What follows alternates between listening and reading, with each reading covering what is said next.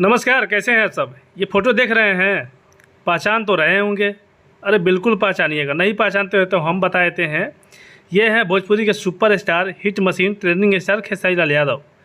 और ये पहली बार हुआ है इतिहास में कि किसी भोजपुरी कलाकार के लिए इस तरह से उनका जन्मदिन सेलिब्रेट किया गया हो। बताइए, मिट्टी से इनका ये मूर्ति बनाया गया है, जो भी बोलिए, इसे मिट्टी का बनाया गया है। और जिसने ये बनाई है वो पीछे जो भाई खड़े हैं शायद वही बनाए हैं। और मिट्टी से बना के लिखे हैं हैप्पी बर्थडे, और यहाँ पे खेसारी लाल का नाम लिखे हैं। कितना मतलब कितने चाहने वाले हैं इनके कि बताइए, इसका कोई पैसा थोड़ी लिए हैं वो। इनका दिल का प्यार है कि इन्होंने कितना मेहनत करके ये बनाया होगा।